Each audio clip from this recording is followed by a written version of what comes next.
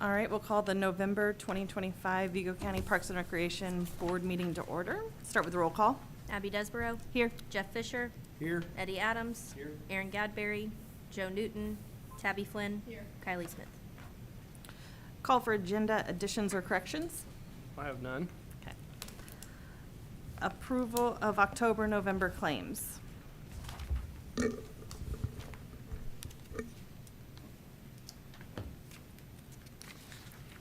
I'm assuming Strode Construction related to the Dewey Point. The Griffin Bike Park building. Griffin Pike Park, that's Yep. right, sorry. Our That next to final last payment? bill. We got one more bill. One more, okay. We're waiting on a All couple right. things to get done. I'll make a motion that we approve the claims for October, November for the total amount of $176,622.37. I'll second that. Okay. All in favor? Aye. Opposed? Okay. Claims are approved. Approval of October minutes reports. I'll make a motion to approve as presented. I'll second. Okay, all in favor? Aye. Opposed? All right, minutes and reports are approved. Comments from the public? Comments from board members or employees? I just had one. About the same thing. I just had one for myself here. Going to look at our policies a little more stringently over the next month. Would like to make any policy changes for next year by the next board meeting, so we can get that in Camp Spot and all of our online registration. Any changes in rates and all that good stuff. So we'll get that in by next month. So I think that's it for me. Okay. Yeah, Adam, related to that, have we ever looked at doing entrance fees? We've talked about it in the past, but I don't think we've run it down too far.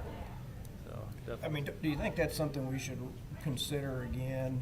I mean, most parks that we visit, I mean, they pretty much all have entrance fees. I know that would create more administrative, burden and headache. We'd have to have somebody to man the gates and so forth, but and it could also maybe help with some issues that we're having inside the parks if we did charge gate fees. Yeah. So I don't know if that's something you don't want to look at. Maybe you want to start investigating it, and I you'll be can- going to some conferences, I would assume, soon. Yeah. So you can see Yeah. what everybody else is doing.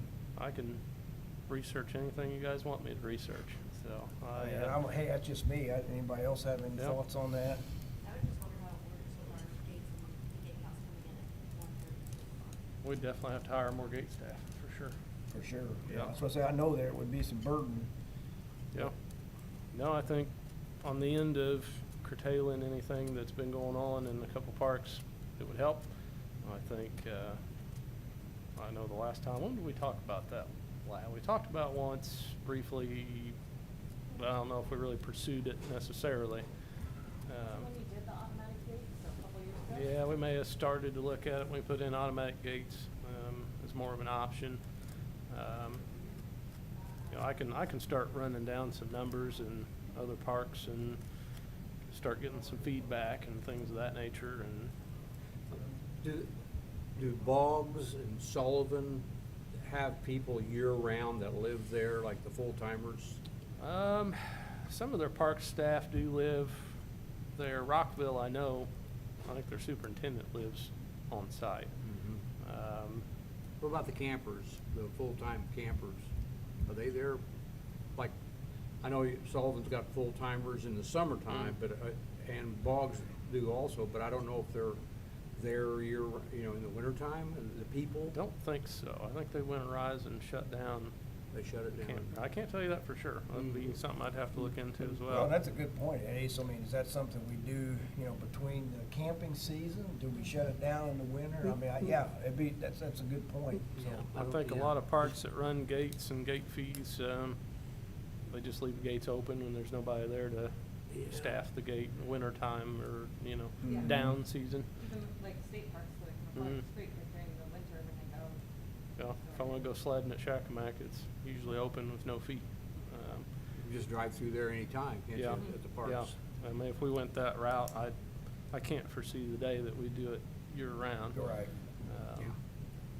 And there's all kinds of different things to look at versus county residents versus out-of-state residents, out-of-county residents, and different rates and fees and things of that nature.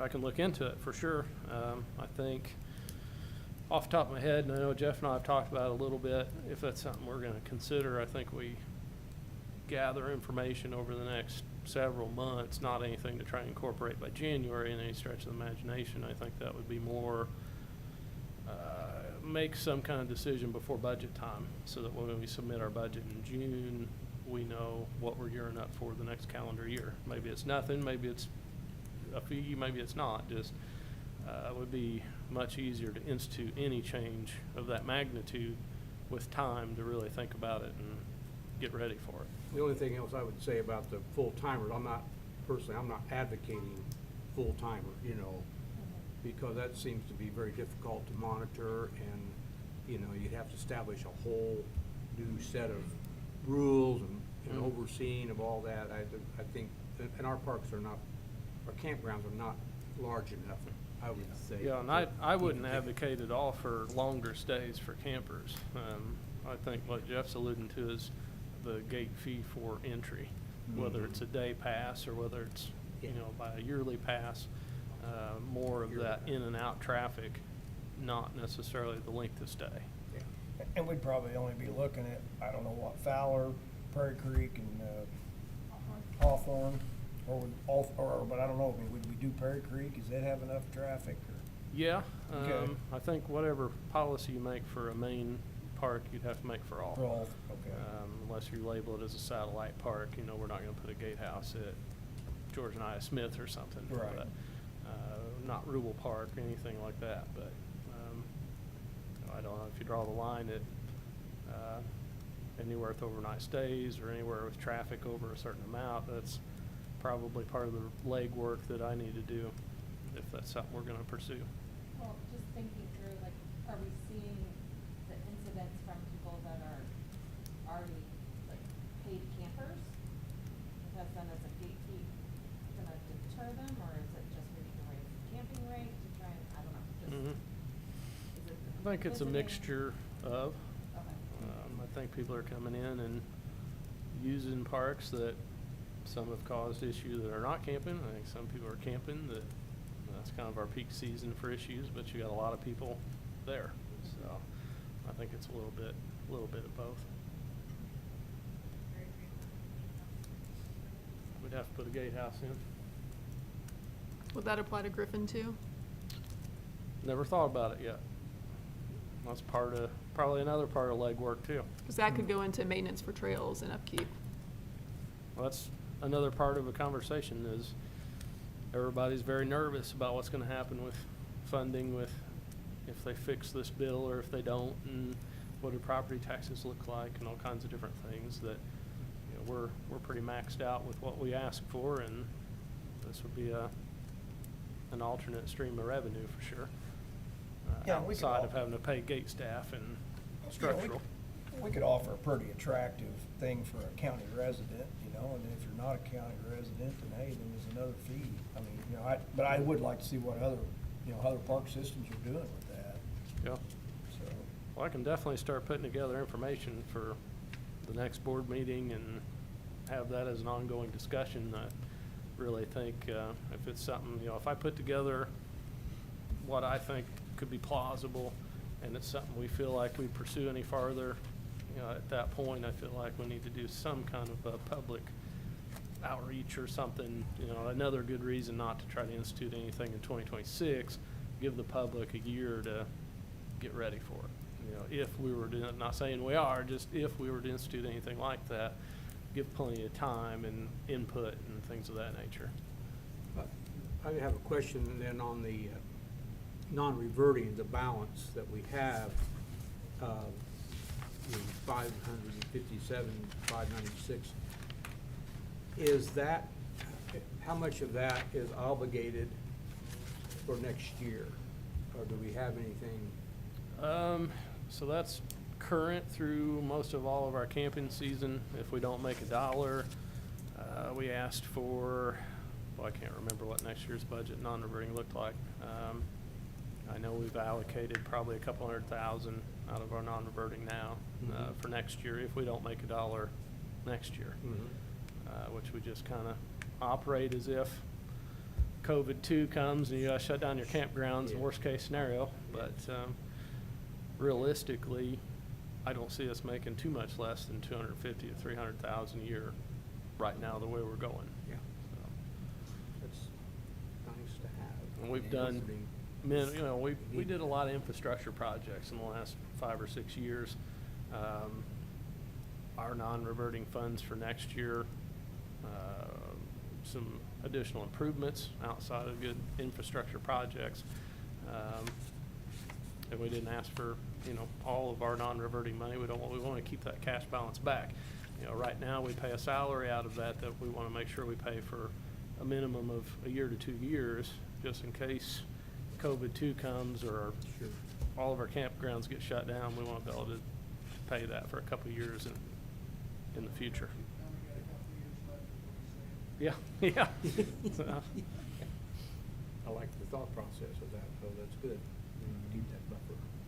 but I'll definitely, off the top of my head, I think most county parks charge $7 a car, and then there's all kinds of different fee assignments for if you're a resident, if you've got a boat, if you've, there's a whole bunch of different ways that could go, but, if the board so chooses, I can definitely come up with what could it look like, what other parks are charging, how do they charge, when do they charge. I can put all that together before the next board meeting.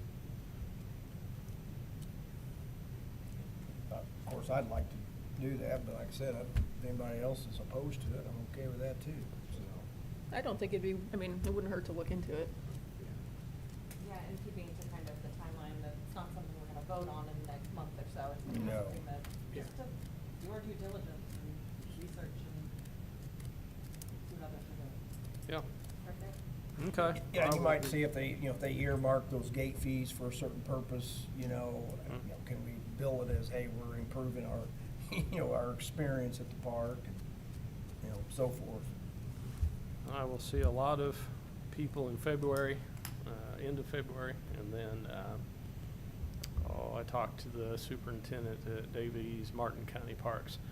They're almost solely non-reverting, what they operate on.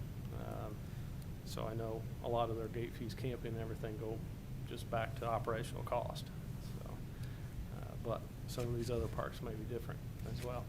So I'll put together as much information as I can get together. Thank you, Adam. Yep. And then those dates that I accidentally texted you.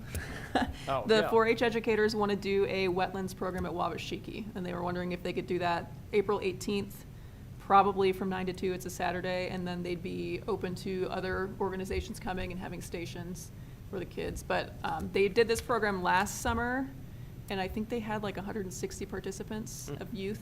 So they kind of rotate around the state where they go. Well, they could talk to us about doing that as part of our outdoor expo. That's Okay. the dates of our first annual outdoor expo, April 18th and 19th at the fairgrounds. What group were you talking about? 4-H. 4-H? Mhm. Awesome. If we could incorporate that somehow into that event, would be good. If people show up and then go visit, a station, they get a ticket or who knows what, but, Okay. yeah.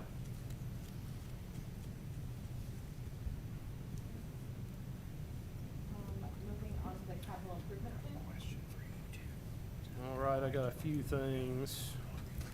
The overlook's coming along nicely. If you've not seen the overlook, it's By there today, yeah, looks good. starting to Mhm. look like something. And I don't advise anybody going out on the gangway, but for those of us that have, the view is just different than you could imagine on land. So it's higher than it looks, and the view is better than it looks. So pretty excited. We're hoping to have that, weather pending, done a couple weeks. Have it done. We've had Emily's Walk and Audubon Society donated money for 2 viewers to go on the overlook as well, and probably a couple benches. So not only will it be done, it'll be decked out. Thank you. I didn't even write that down. So we're drawing down Fowler right now. We got our permit to do our dredging at Fowler Park. The fingers there by the campgrounds, very shallow. You can't hardly fish them. You can't hardly get a boat in there. They've not been dredged now for probably 30 years. So I think the county highway may help us out in trucking a lot of that to the landfill. So we've got the budget, we got our 2026 budget, we got the money in there for the long stick excavator. So the plan is to draw that down, let it dry or freeze or whatever it wants to do, as long as it's not too watery, dig those fingers out and haul it off. So hopefully that works how we think it's gonna work, and we don't have any issues. But if the lake starts getting lower, that's why. Do you have a timeline on that, Adam? I mean, probably before camping January season? is what we're hoping. January? Yep. Okay. And it won't take that lake long to rebound, especially in the spring. It'll go up. I'm afraid our 8-inch pipe, I think we got an 8 to 10-inch emergency drawdown, and it does pretty good in lowering the lake till it rains, and then it jumps right back up a little bit. So I'm starting to get a little nervous that pipe sizing may not have been enough to actually draw it all the way down, but we'll see. What's your budget on that? Really, I'm hoping we're just out the excavator. Okay. For a week, it was about $5,000 between Brian, maybe Bobby James with County Highway. A good operator. We're hoping we could get it done with no issues in about a week and a half. So hoping. Good weather. In good weather, Weather yeah, pretty much to yeah. cooperate with you on Yeah. that one. If it was half frozen in gel, it wouldn't be too bad, but, Yeah. but yeah, some good weather and a good week, is what we're hoping for. We're working on trails and crossings at, Bicentennial Park. We've had the trail ready, to cross 40 for a while, trying to figure out how we're gonna cross and crossing signals. I think we got a bead on some good push-button crossing signals that we can afford out of the remaining grant money. So gonna see how long those take to get here. I did not want to complete that crossing until we had good signals there. A ton of traffic, especially if anybody's gonna try to cross at about 4 o'clock. So definitely want something when you push the button, it starts flashing and people know there's somebody in the area. So want to put those up well before we even got across 40. Then we had our permit and everything's done to get the connection done between the Butterfly Garden and the existing Wabashiki Trail. So Brian went out with our excavator, started that last week, and it's going to be a slow process, but we're going to try to get it done and rocked, then paved this spring. So also on that list, looking at our new cabins for Prairie Creek, that was another thing in our non-reverting funds for next year that we got approved in 2026, adding one more cabin to Prairie Creek Park.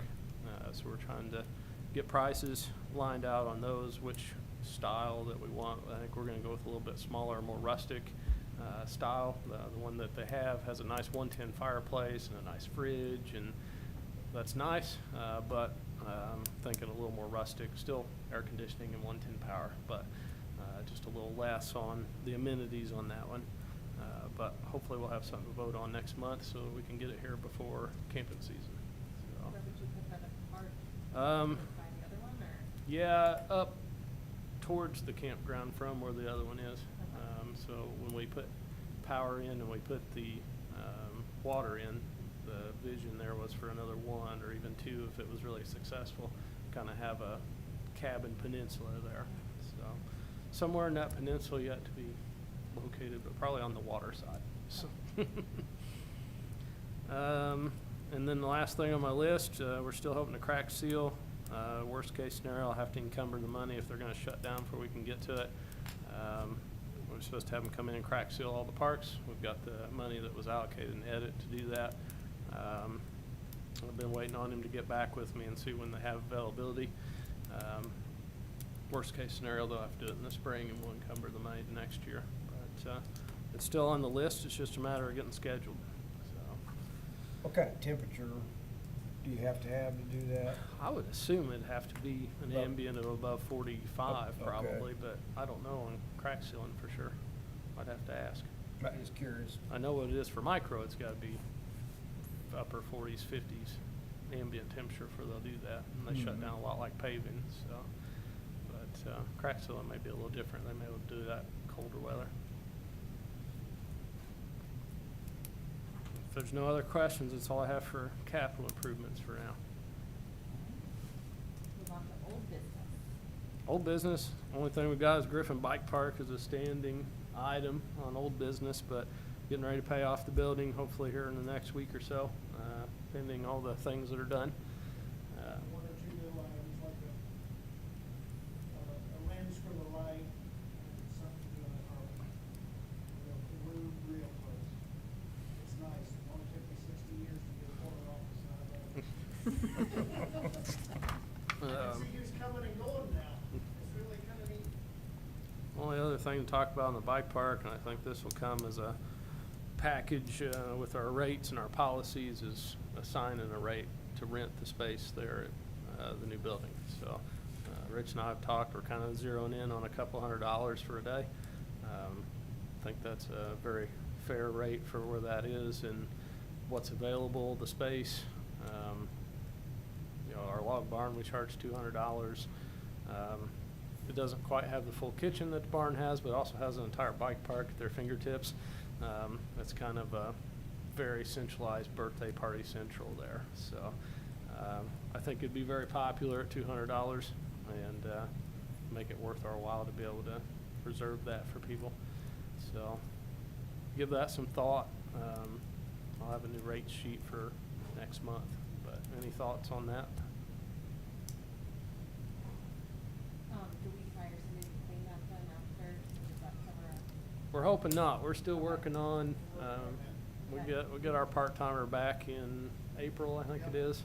That's really when we think the season will ramp up, so, kind of between the part-time that we've had, maybe an additional part-time, and still working on what looks like to have a bike vendor. We're hoping somebody will be there, and then as part of that, they'll clean it after the rental, so. Just thinking of that, you know, It is, I would love to pay somebody to come in and clean. They're wildly expensive to come do that. So, we've tried that avenue 2 or 3 times, and we're less than half the money to have seasonals versus having somebody come clean our facilities. I think that's all I have in old business. Move on to new business. Budget 2026 is through and done. They voted on the salary ordinances last council meeting. Full-time employees went to midpoint, our seasonals went to 14 an hour, and our part-time year-rounds went to 18 an hour. So I'm thrilled with that. I think that's exactly where they need to be. There's that disparity between the seasonal employees, the part-time employees, and the do what? Oh, part-time went to 15, sorry. Seasonal went to 15 then. Sorry, seasonal went to 15 and part-time year-round went to 18. And so we've got part-time year-round employees been with us 5, 6 years now. You know, the trained individuals that can run equipment, really happy to see them be where they're at. And the only other thing in that budget, really worth noting, we got our 25,000 new equipment, so I've been looking at our lawnmowers. It's going to take months to get them in, so trying to get those lined out, get them quoted, and figure out what we're going to go with here, hopefully by next board meeting. You know, if we happen to get something like John Deere, it'll be April before we can get it if we order it today. So hopefully by next board meeting, we'll be able to move forward with somebody and get that on order and get it here in time to mow grass. So we know what's coming January 1st. So I think that's most of the highlights from budget 2026, unless somebody's got questions on that. We did get our non-reverting projects. We went through a list of things we wanted to accomplish and what we were going to ask for out of our non-reverting funds. We got what we asked for out of our non-reverting. So hopefully all the projects we talked about will come to fruition next year.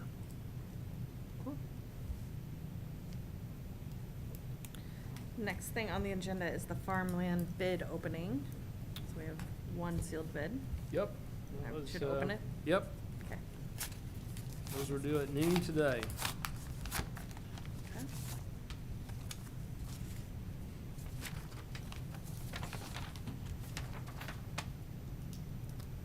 Alrighty, so we have one bid from Jack Strain. Do you want the amount? Is there an amount? Yep, Yeah. 151 an acre.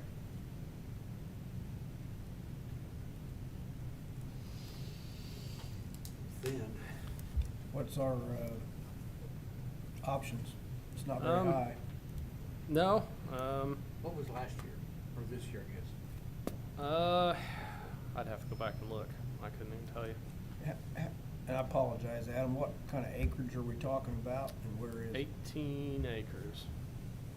Down by, Rubel? Yeah, Okay. yeah, off That's- Carlisle. Is that sandy, or is that It's pretty clayish? wet. It's Pretty wet? There's, So you think that's the about- septic system from the industrial park runs through the back of the field. I'd say about 5 or 6 acres of it is all, borderline farmable half the time. So it's not a nice It's farm. not. It would be Okay. poor quality for sure. Poor. It was wet for like half the year this year. Yeah, there was a sinkhole in the middle of it we filled in before we did that, but I don't know where it come from or for what reason. But, Do we ever ask him for yield data and anything like that, which we should? I think we can get that at the Farm Service Agency, can't we? We can, Mhm. but I think we ought to have that information on an annual basis. Yeah. Good area. Absolutely. So do we just need a motion to accept that then, or? The options were to consider all bids given or accept the bid given since, the other option is to rebid it if so choose. It's been out there for 3 or 4 weeks now. And But, did Jack farm that before? Mhm. Okay. That's the only good thing is it was really rough before he started. Kind of brought it back around to something farmable. It was kind of half between for about 3 years. We were waiting on Ivy Tech to figure out it was supposed to be a pilot program for them and work with their students. I had a meeting with them 2 or 3 months ago. I don't think they're as interested in doing the ag part of that right now, but they want their students to come out and do more invasive species treatment and some other pilot programs. So, at least for the foreseeable future, per year lease seems to be the way to go. Is there a field there by Prairie Creek also, the Yeah. smaller field? Yep. Just us in that Yep. north-west Is he corner. farming That- that? I think he farms Farms that. that too? Yeah. Is it maybe about 4 acres or 5 maybe? I mean, Yeah. should we entertain thoughts of trying to improve that ground any? That one field on the Carlisle, there's no tile in there, is there? Or if there is, it's Not just that, unless that's where the functioning. sinkhole come from, but. Yeah, I would guess no based on the water that pools. Yeah, Mhm. it's No. wet. I don't think there is any. If there is, it's not working, for sure. No, it's extremely wet. That's a wet field. Which, if we do partner with Ivy Tech, that would be a direction we should move, I think, is, Mm. hey, let's come up with a way to improve that farm and Yeah. maybe have those students involved. I think they're developing their ag program. Okay. That this is a 1-year lease, just kind of a reevaluate year by year where we're at. I don't know that it'll change by this time next year, but maybe the year after. Mhm. I think they've got a new director, I think, if I understood correctly. Yep, Carson left. Okay. I can't remember who replaced him now. I think they were kind of half between, and then there was really only one person that was kind of running it right now. So, we had a lot of really good discussion about using drones to target invasives and program those to target a very specific invasive, which would be awesome to partner with them on that. As far as the ag part, I think they're a year or 2 or 3 away from thinking about that. But Do you think this bid is in the ballpark of what he was at last year? yeah, I It's want to about say it was. $2,700. You what? It would be 2,700.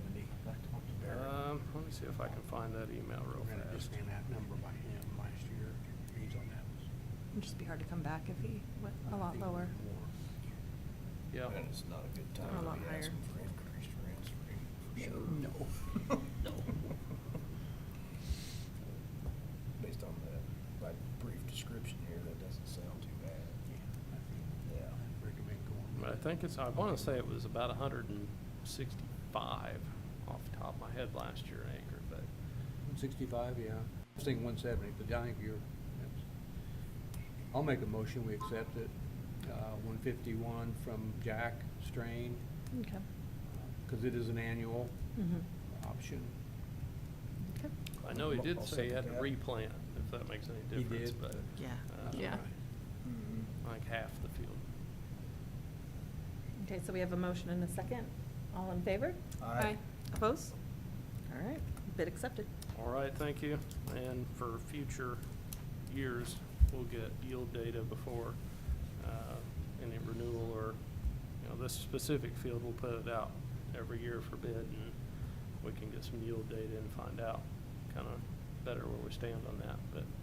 I mean, maybe have a conversation with Jack, and hey, is there any way we can improve that property? He'd be Yeah. the guy that would have the knowledge since he's farming it. Yeah. So, Okay, yeah. We know somebody else from Purdue Extension that could help too. Yep. yes. Yes, we have resources. All right, that's it on that portion. All right, and last but not least, we have the disc golf update. All right, so Prairie Creek is 90% done finally after the rework. They went out and drilled all the holes for the pins. We got the disc golf club is supposed to go out and set pins and concrete and pour all the concrete for us. Then we kind of hit some crappy weather to do that, so it's not done, but we won't have an opening until spring anyways. So we'll have till spring of 26, get that one open.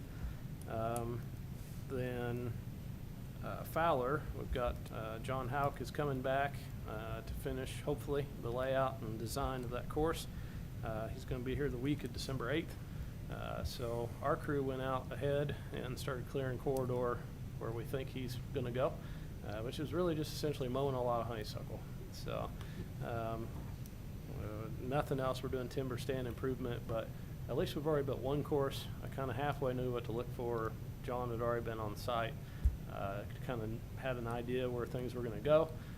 So he sent me back maps once we got permission to get in there, and said if you can mow these areas, it'll make his job a lot quicker. So we've been in there. I think Eddie's walked a lot of the parcel as well. It'd be challenging.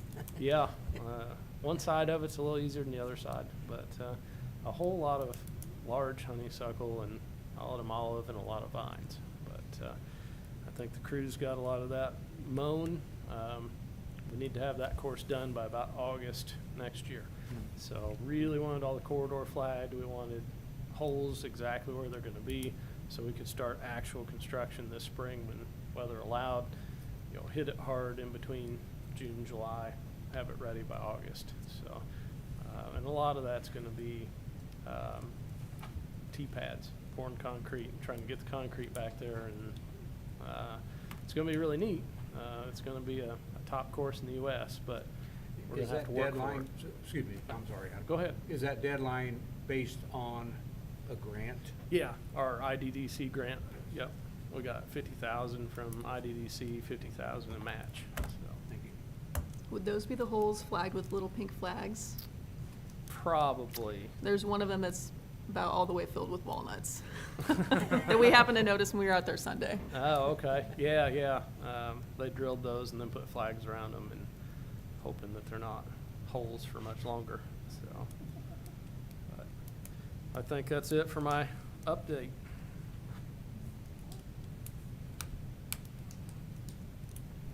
Unless anybody has anything else, we'll seek a motion to adjourn then. So move.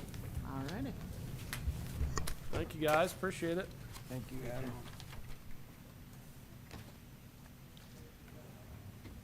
Yeah, that's some rough ground out there.